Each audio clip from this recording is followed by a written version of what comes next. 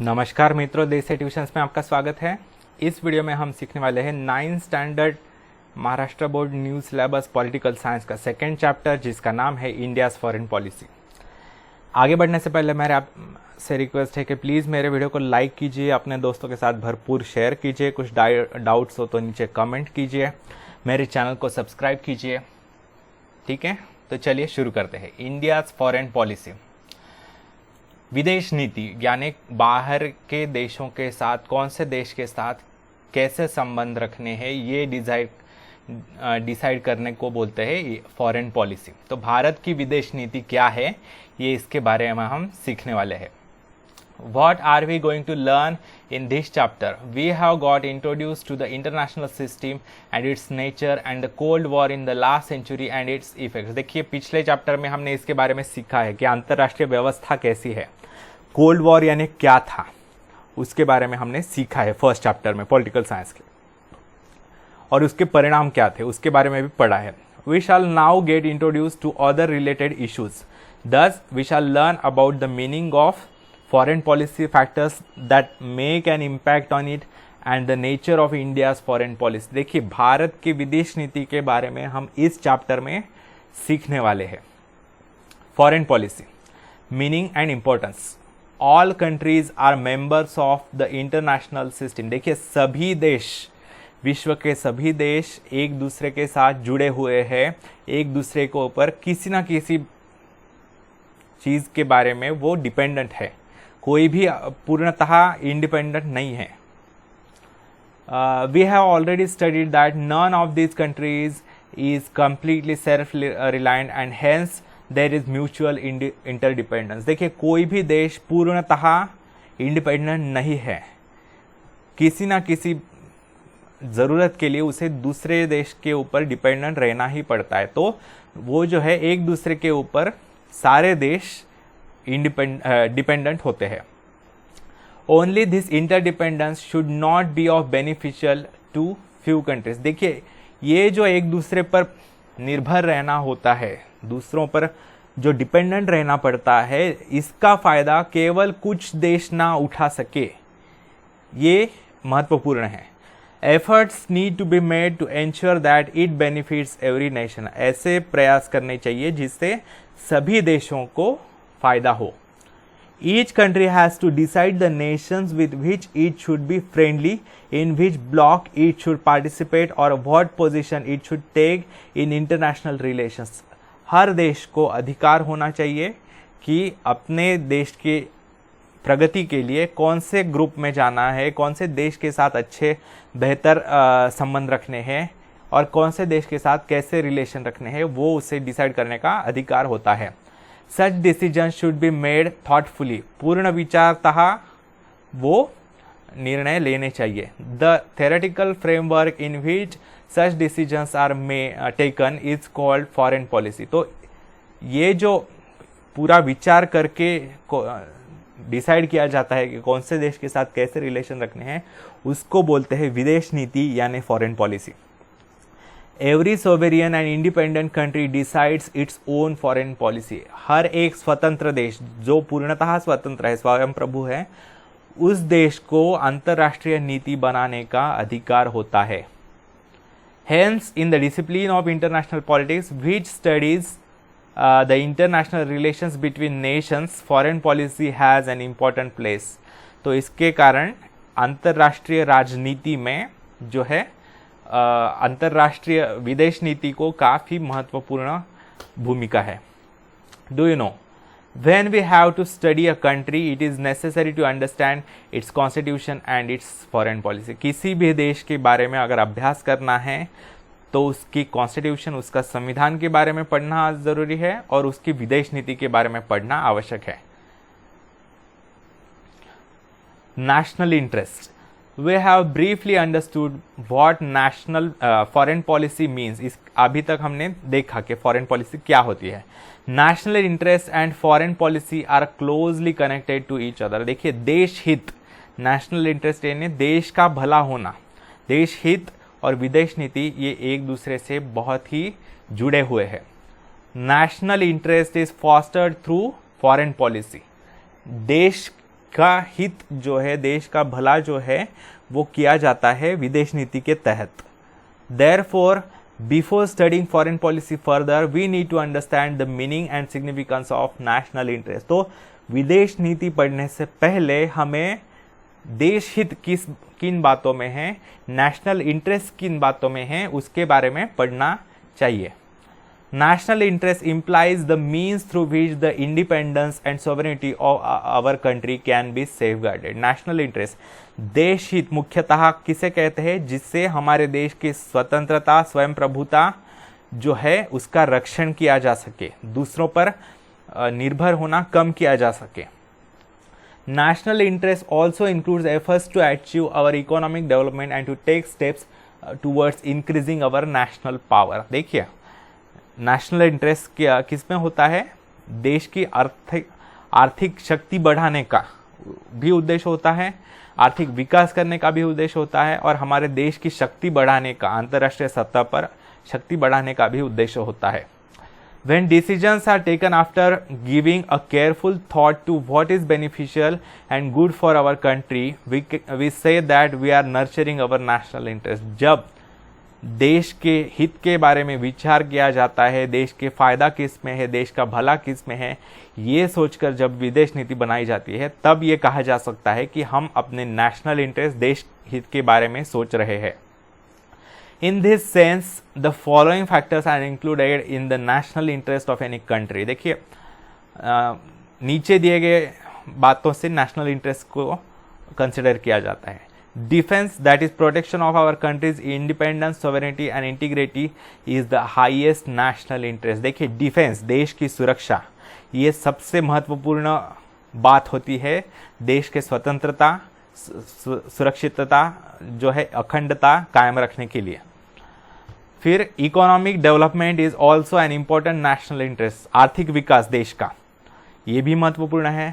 An economically weak nation will not be able to maintain its independence। देखिए, जो देश economically weak होता है, आर्थिक दृष्टया कमजोर होता है, वो देश कभी भी अपना स्वतंत्र तरीके से विदेश नीति नहीं बना सकता। जैसे हमारा नेबरिंग है कंट्री पाकिस्तान, दूसरों की भीख ले लेकर वो चलता है, पलता है इतने सालों से, तो दूसरे देश जैसा कहेंगे उसी तरीके से उसे बिहेव करना पड़ता है। चाइना के भीख पर पलता है तो चाइना उसे अपने मर्जी से नचाता है।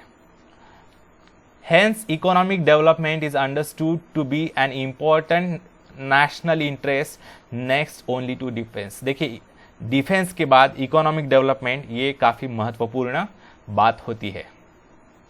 National interest and foreign policy.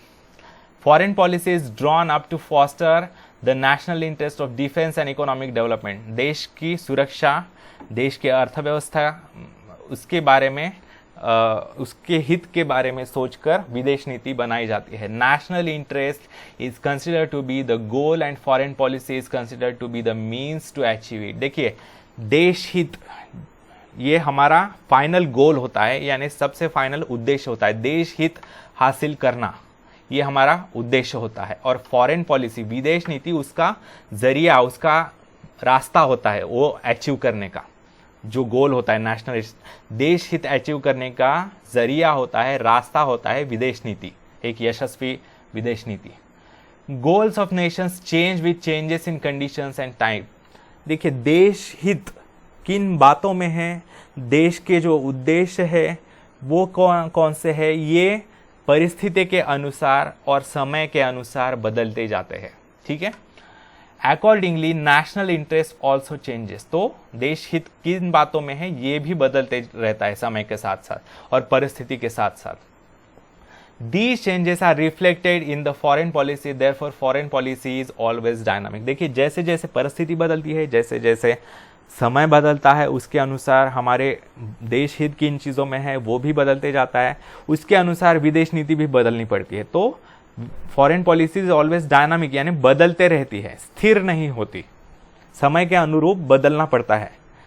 Let us discuss. Even though some changes happen in the foreign policy due to changing circumstances and times, foreign policies of some nations are based on some eternal principles। देखिए, परिस्थिति तो बदलते रहती है, समय बदलता रहता है, उसके अनुसार विदेश नीति बदली जाती है, लेकिन कुछ बेसिक प्रिंसिपल्स होते हैं, कुछ बेसिक नियम होते हैं किसी भी देश के विदेश नीति के। जैसे पाकिस्तान जो है हमारा नेबर, उसका विदेश नीति का एक ही प्रिंसिपल है, यानी भारत का द्वेष करना, भारत की नफरत, भारत का बुरा करना, बस यही उनका उद्देश्य है।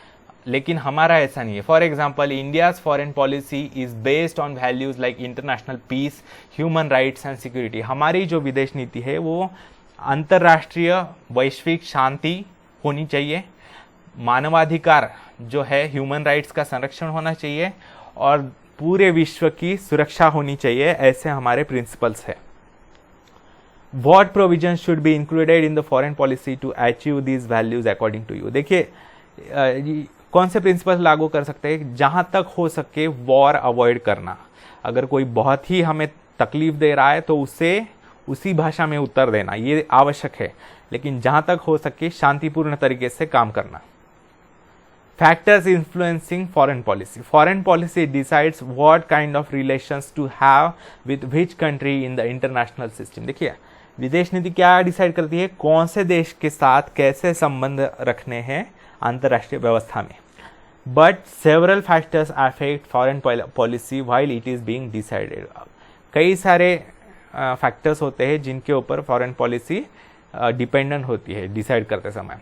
फर्स्ट, जियोग्राफिकल लोकेशन, हमारा विश्व में स्थान कहाँ पर है, कौन सी जगह पर हमारा देश बसता है, उस पर काफ़ी विदेश नीति डिपेंडेंट होती है। You must have seen the globe और मैप ऑफ द वर्ल्ड। आपने जो है विश्व का मानचित्र यानी नक्शा देखा होगा। You can see the geographical location of any nation from that. किसी भी देश का स्थान आप पता कर सकते हैं उससे। Some countries are far away from other countries while there are several neighboring countries around some countries. देखिए कुछ देश जो होते हैं वो हमारे पड़ोसी देश होते हैं और कुछ दूर होते हैं। Some nations have a long coastline while some have a plenty of mineral wealth. कुछ देशों में बहुत लंबा समुद्र किनारा होता है, कुछ देशों में बहुत मिनरल्स होते हैं, ठीक है। In some, the size, population, topography, coastline, availability of natural resources, all these factors need to be considered while deciding the foreign policy of any country. देखिए पॉपुलेशन कितनी है हमारे देश की, साइज कितनी बड़ी है, टोपोग्राफी यानी भू संरचना, जमीन की रचना कैसी है, कहाँ पर पहाड़ है, कहाँ पर खाई है, कहाँ पर डेजर्ट है, ठीक है। कोस्ट लाइन, समुद्र किनारा कितना अवेलेबल है, नेचुरल रिसोर्सेज कितने अवेलेबल है, इन सभी बातों का विचार करके हमें फॉरेन पॉलिसी बनानी पड़ती है। जैसे देखिए हमारे देश में जो क्रूड ऑयल है, कच्चा तेल है, वो बहुत कम प्रोड्यूस होता है। इसके कारण हमें जो क्रूड ऑयल प्रोड्यूसिंग कंट्रीज है, पर्टिकुलरली मिडल ईस्टर्न कंट्रीज, उनके ऊपर डिपेंडेंट रहना पड़ता है। तो हमारा काफ़ी पैसा भी खर्च होता है पेट्रोल खरीदने में। तो इसके कारण हमें उनके ऊपर डिपेंडेंस कम करने के लिए जो है हम अभी ये डिसाइड किया है हमारे मोदी गवर्नमेंट ने कि 2030 तक इलेक्ट्रिकल व्हीकल्स लाए जाएंगे पूरे देश में। तो इससे हमारा जो है मिडल ईस्टर्न कंट्रीज पर जो डिपेंडेंस है वो काफ़ी कम हो जाएगा और हमारा काफ़ी पैसा भी बच जाएगा।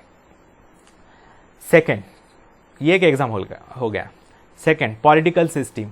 In a democratic political system, the nation's parliament plays a major role in evolving foreign policy. देखिए किसी भी एक लोकतांत्रिक व्यवस्था में, राजनीतिक व्यवस्था में, देश की संसद जो होती है वो विदेश नीति बनाने में काफ़ी महत्वपूर्ण भूमिका निभाती है।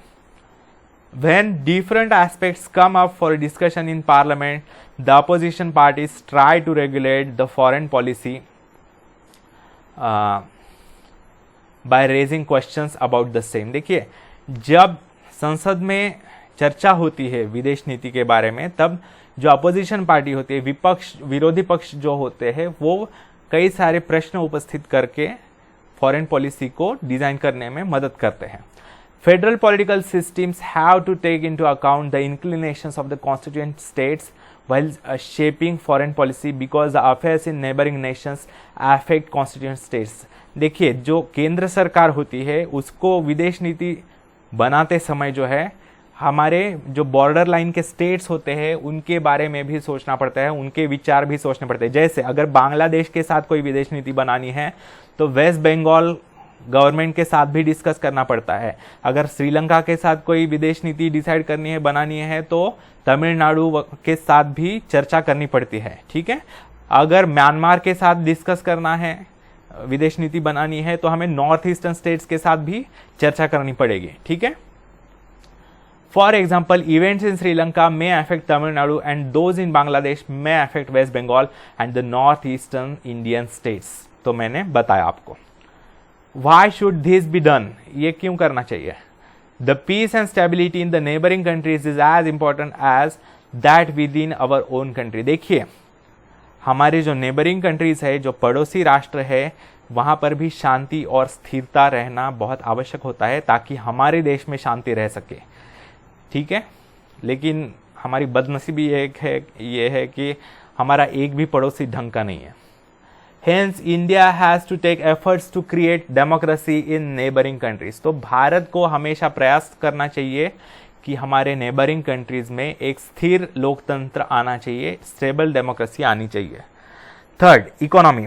In modern times the economic condition of any country has acquired great importance in deciding foreign policy. देखिए, अर्थव्यवस्था, आर्थिक परिस्थिति भी बहुत महत्वपूर्ण होते हैं।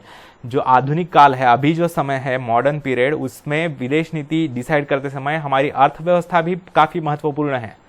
As a result the economy impact foreign policy in two ways. First, foreign policy shaped by the need to establish economic relations with other countries, import export, participation in world trade, all aimed at strengthening the economy of the country। देखिए, विदेश नीति जो होती है वो हमारी आर्थिक आवश्यकताएं कैसी है, दूसरे कौन से देश से हमें क्या इंपोर्ट करना है, कौन से देश को क्या एक्सपोर्ट करना है, क्या बेचना है, क्या खरीदना है, ये, और जो जागतिक व्यापार है, वैश्विक व्यापार है, वर्ल्ड ट्रेड है, उसमें हमारी भूमिका क्या होनी चाहिए और उससे हमारा देश की अर्थव्यवस्था कैसे शक्तिवान होगी, कैसे स्ट्रेंथन होगी, ये देखना चाहिए।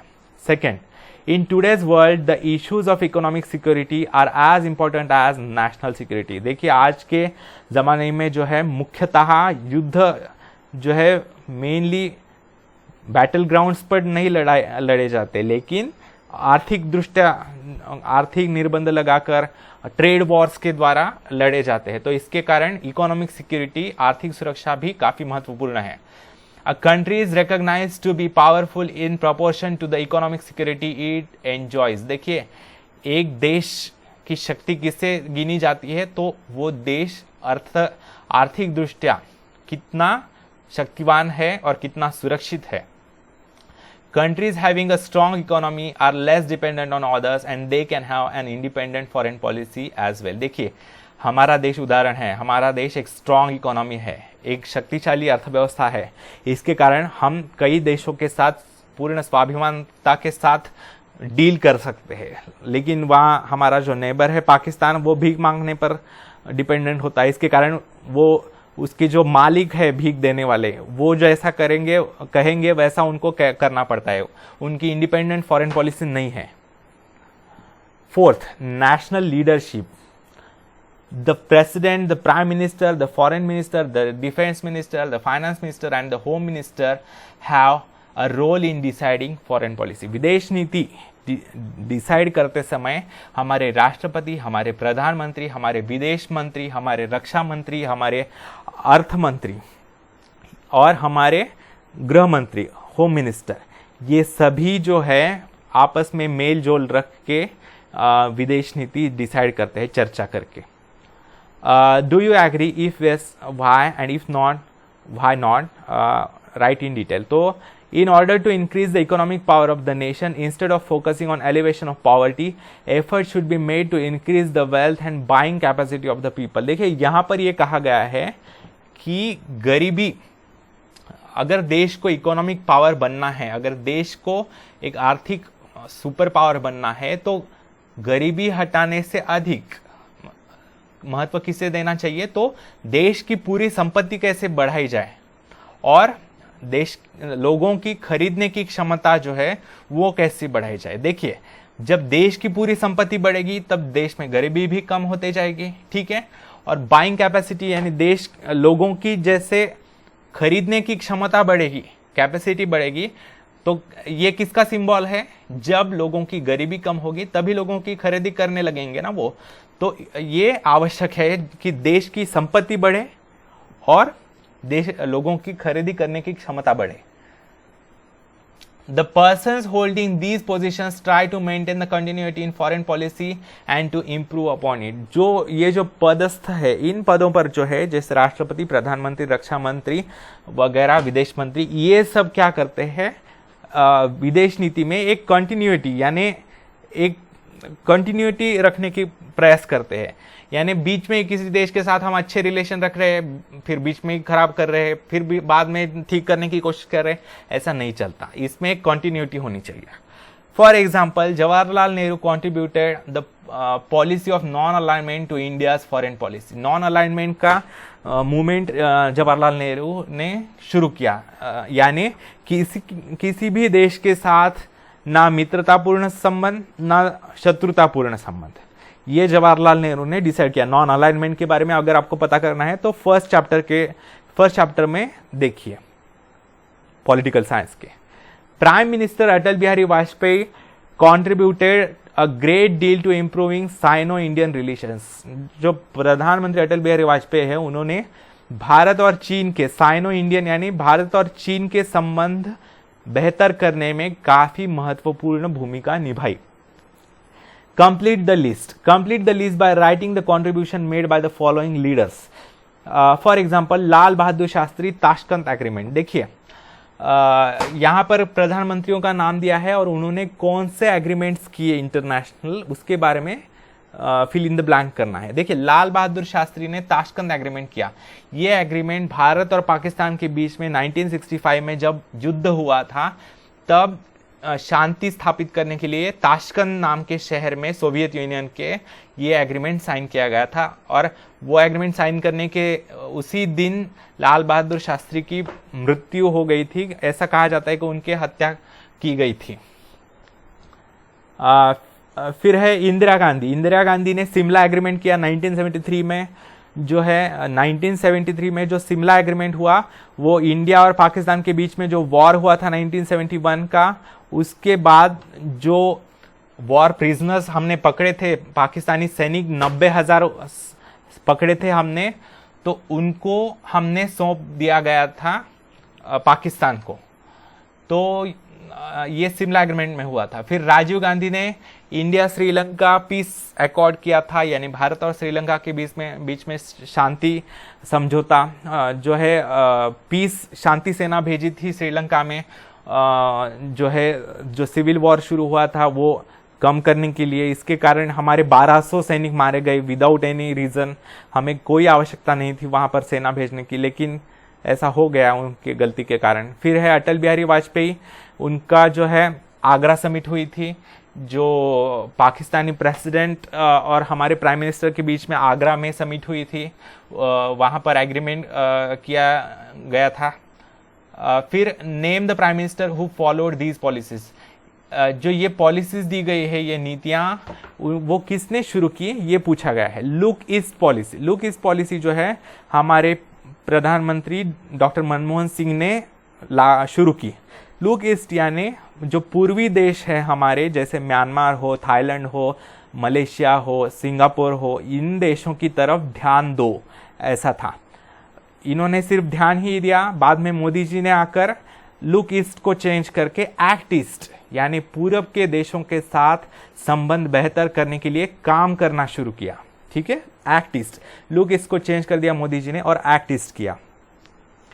फिर efforts to increase foreign direct investment, FDI, जो फॉरेन डायरेक्ट इन्वेस्टमेंट है वो बढ़ाने का जो पॉलिसी है, वो हमारे अभी के प्रधानमंत्री नरेंद्र मोदी जी का नीति है। फिर fifth, administrative factors, ministry of external affairs, foreign secretary, embassies in different countries, diplomatic officers etcetera are the administrative factors involve in creating foreign policy. देखिए, विदेश नीति जो होती है वो केवल मंत्री नहीं डिसाइड करते, जैसे प्रधानमंत्री, रक्षा मंत्री, विदेश मंत्री, यही लोग नहीं डिसाइड करते। इनमें कौन कौन से और भी अधिकारी होते हैं, जैसे फॉरेन सेक्रेटरी यानी विदेश मंत्री को सलाह देने वाले जो सचिव होते हैं, जो अधिकारी होते हैं, सर्वोच्च अधिकारी IFS ऑफिसर होते हैं वो इंडियन फॉरेन सर्विसेज के, वो फिर एम्बेसीज अलग अलग देशों में जो हमारा दूतावास होता है वहां पर जो हमारे एम्बेसडर्स होते हैं उनसे भी सलाह की जाती है, वहां पर जो हमारे राजदूत होते हैं उनसे चर्चा की जाती है, डिप्लोमेटिक ऑफिसर्स यानी राजनयिक अधिकारी यानी कौन से देश के साथ कैसे निगोशिएट करना है, कैसे चर्चा करनी है, ये चर्चा करने वाले डिप्लोमेटिक ऑफिसर्स होते हैं, उन सभी से चर्चा करके जो है बाद में विदेश नीति डिसाइड की जाती है। इन्हें बोलते हैं एडमिनिस्ट्रेटिव फैक्टर्स यानी प्रशासनिक फैक्टर्स, यानी जो परमानेंट होते हैं ऑफिसर्स जो होते हैं, यानी फॉरेन सेक्रेटरी हो या जो हमारे एम्बेसडर्स हो या डिप्लोमेटिक ऑफिसर्स हो, जो IFS ऑफिसर्स होते हैं वो सारे परमानेंट होते हैं। सरकारें बदलती रहती है लेकिन ये ऑफिसर्स परमानेंट रहते हैं, तो उनसे चर्चा करके ही विदेश नीति डिसाइड की जाती है उनकी सलाह के बाद। उन्हें बोलते हैं administrative officers. Even though the final decisions about foreign policy are taken by the Prime Minister and the Minister of External Affairs, the administrative machinery helps to arrive at that decision। देखिए final decision जो है, अंतिम निर्णय जो है वो प्रधानमंत्री के हाथों में होता है, विदेश मंत्री के हाथों में होता है, लेकिन ये वो दोनों भी इनके सलाह से काम करते हैं।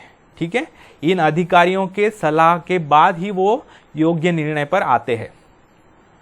The administrative officers collect information needed to shape the foreign policy, analyze it and give appropriate advice based on it। देखिए जो प्रशासनिक अधिकारी होते हैं वो इंफॉर्मेशन कलेक्ट करते हैं, फिर उसके बाद उसका एनालिसिस करते हैं, उसका विश्लेषण करते हैं और जो है उसके बाद एक ठीक जो है उचित सलाह देते हैं मंत्रियों को, विदेश मंत्री और प्रधानमंत्री को, और उसके बाद निर्णय लिया जाता है। The national security adviser also completes this task. जो हमारे राष्ट्रीय सुरक्षा सलाहकार होते हैं, यानी अभी जो हमारे राष्ट्रीय सुरक्षा सलाहकार है वो है अजीत डोवल, आपने नाम सुना होगा, काफी फेमस है, भारत के जेम्स बॉन्ड कहते हैं उन्हें, तो उनकी भी सलाह ली जाती है।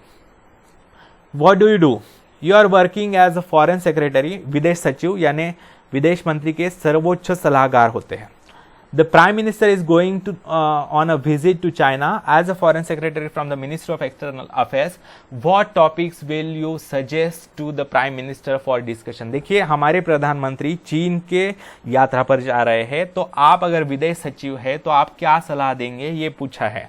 देखिए चीन के साथ हमारे संबंध यानी चीन तो बहुत चालबाज देश है, तो हमारे चीन के साथ जो सीमा विवाद है, जैसे चीन ने हमारा इलाका कब्जा किया हुआ है, नेहरू के समय जो वॉर हुआ था 1962 में, तब नेहरू के लापरवाही के कारण हमारा इलाका उनके कब्जे में चला गया, तो वो इलाका कैसे वापस लेना है उसके बारे में चर्चा कर सकते हैं। अक्साई चीन नाम का, लेकिन उसका ओरिजिनल नाम गोस्थान है, गोस्थान। तो गोस्थान एरिया को वापस कैसे लिया जा सके, फिर तिबेट पर कब्जा किया हुआ है चीन ने, वो कैसे स्वतंत्र किया जा सकता है, ऐसा हम चर्चा कर सकते हैं, ऐसा सलाह दे सकते हैं। अगर आप विदेश सचिव है तो प्रधानमंत्री को ये सलाह दे सकते हैं। India's foreign policy. After taking this preliminary information about foreign policy, we shall now get to know more about India's foreign policy। देखिए अभी तक तो बेसिक इंफॉर्मेशन ली हमने विदेश नीति के बारे में, अभी हम भारत के विदेश की नीति के बारे में सीखते हैं। India got independence in 1947 and from then onwards we started shaping our foreign policy independently। देखिए स्वतंत्रता मिलने से पहले तो हमारा विदेश नीति वगैरह सब कुछ ब्रिटिश ही डिसाइड करते थे, लेकिन 1947 में जब हमें स्वतंत्रता प्राप्त हुई, हमने जीती स्वतंत्रता, तब जो है हमारी विदेश नीति हम स्वयं बनाने लगे। The directive principles of state policy have laid down guidelines about how to shape foreign policy. हमारे कॉन्स्टिट्यूशन में, हमारे संविधान में कुछ निर्देशक तत्व दिए गए हैं, यानी डायरेक्टिव प्रिंसिपल्स, गाइडलाइंस दी गई है कि किस आधार पर हमारी विदेश नीति बनाई जानी चाहिए। हमारे कॉन्स्टिट्यूशन के article 51 among the directive principles of state policy lay down the broad framework of foreign policy. हमारे कॉन्स्टिट्यूशन के अनुच्छेद 51 आर्टिकल 57 के अनुसार उसमें बताया गया है कि हमारे देश की विदेश नीति उसकी बेसिक फ्रेमवर्क दी गई है, उसके बेसिक फाउंडेशन, उसका आधार। According to it, India should give priority to safeguard international peace and security and resolve our international problems and disputes by peaceful means। देखिए, इसमें ये बताया गया है कि भारत जो है हमेशा अंतर्राष्ट्रीय शांति और सुरक्षा को सपोर्ट करना चाहिए भारत ने, और हमारे जो अंतर्राष्ट्रीय समस्याएं हैं, हमारे जो झगड़े हैं दूसरे देशों के साथ, वो शांतिपूर्ण तरीके से मानने चाहिए जहां तक हो सके वहां तक। अगर दूसरा देश भी दादागिरी कर रहा है तो उसे उसी के भाषा में बोलना चाहिए। ऐसे हमारे अभी के प्रधानमंत्री ने नीति अपनाई है।